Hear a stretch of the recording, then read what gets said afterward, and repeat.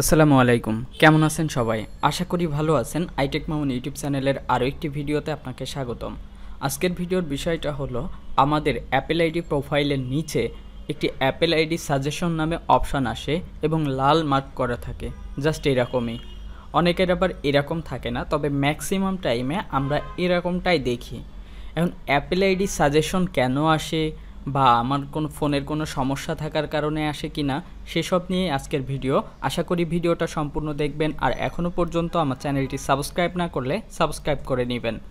তো প্রথমে আমরা এই অ্যাপেল আইডি সাজেশনে ক্লিক করব। তার আগে আমি একটা ছবি তুলে রাখি, কারণ চলে গেলে পরে আপনাদের দেখাতে অসুবিধা হবে।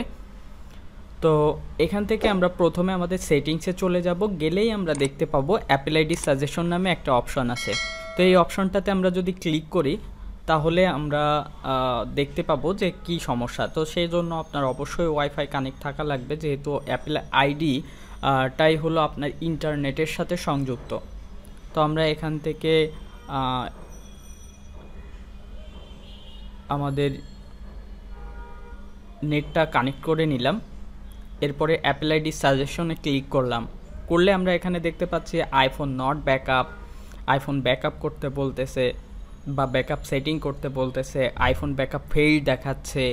এছাড়াও আপনাকে আরও দেখাবে, যেমন আপনার ফোন নাম্বার কনফার্মেশন বা আপনার ফোন নাম্বার ভেরিফাই, এই জাতীয় অ্যাপেল আইডি রিলেটেড, মানে অ্যাপেল আইডির ভিতরে আমরা যে ইনফরমেশন ব্যবহার করি এগুলার কোনোটা ভুল হলে বা কোনোটা আপনি ঠিক না করলে আপনাকে এরকম নোটিফিকেশন দিবে। যেমন আপনার যদি ফোন নাম্বার দেওয়া না থাকে তাহলে অবশ্যই আপনার এরকম একটি আসবে। অনেক সময় আসে, আবার অনেক সময় আসে না। আবার দেখা গেল যে আপনি ফোন নাম্বার অ্যাড করছেন কিন্তু ভেরিফাই করেন নাই বা ভেরিফাই হয় নাই, তখন অ্যাপেল আইডি একটা নির্দিষ্ট সময়ে আপনাকে একটি পপ আপ দিবে এখানে এই অ্যাপেল আইডি সাজেশনের ভিতরে, যে আপনার ফোন নাম্বারটা ভেরিফাই করতে হবে।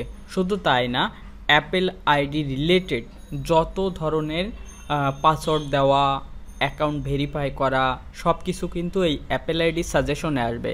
কেউ যদি আপনাকে মেইল করে এবং মেইলে বলে যে আপনার অ্যাপেল আইডির পাসওয়ার্ড দেন, তাহলে আপনি কিন্তু ঠিক করতে পারবেন। বা আপনাকে একটা কোড পাঠালো যে এই কোডটা দিয়ে আপনি হলো আপনার অ্যাপেল আইডির পাসওয়ার্ডটা চেঞ্জ করে নেন, সেক্ষেত্রে কিন্তু সে আপনার অ্যাপেল আইডিটা হ্যাক করে নিবে বা আপনার কাছ থেকে সে পাসওয়ার্ডটা চেঞ্জ করে নিবে।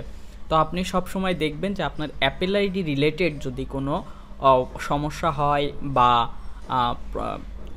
কোনো প্রবলেম ফিক্সড করার জন্য দরকার হয়, তাহলে এই অ্যাপেল আইডি সাজেশন এর ভিতরে আপনাকে জানিয়ে দেওয়া হবে। এখন আইফোন নট ব্যাকআপ, এটা আমরা কিভাবে ঠিক করব? আমরা জানি যে আইফোনের আইক্লাউড স্টোরেজে মাত্র 5 GB স্টোরেজ থাকে, যেটা আমাদের ফোনের যে স্টোরেজ থাকে তার থেকে অনেক কম। কারণ দেখেন আপনার 16 GBতে কত ফাইল ডকুমেন্টস কত কি ধরে, সেখানে আপনার 5 GBতে তো কিছুই হবে না। সো আপনার ফোনের যে আপডেটটা হয়, সে আপডেটের যে এমবিটা লাগে সেটা কিন্তু আপনার এই ফোনের স্টোরেজে বাই ডিফল্ট সেট হয়ে থাকে। তো সেজন্য আপনার স্টোরেজ অ্যাড করার দরকার হতে পারে। যদি আপনি নতুন করে ব্যাকআপ হিসাবে আপনি স্টোরেজ নিতে চান, তাহলে এরকম আপনার অ্যাড স্টোরেজে ক্লিক করলে 50 GB 200 GB 2 TB এরকম আসবে। এখান থেকে আপগ্রেড করে আপনাকে কিনে নিতে হবে, যদি দরকার না হয় নট নাও, এই একটা অপশন চলে গেল। এরপরে আছে আইফোন নট ব্যাকআপ। আপনি এখনও পর্যন্ত আপনার আইফোনটাকে ব্যাকআপ করে নাই। ব্যাকআপ করার সুবিধা হলো, যদি ব্যাকআপ করা থাকে আপনি ফোন রিসেট বা রিস্টোর করেন, সেক্ষেত্রে আবার আপনার যে অ্যাপসগুলো ছিল সেগুলো আপনার স্ক্রিনে চলে আসবে।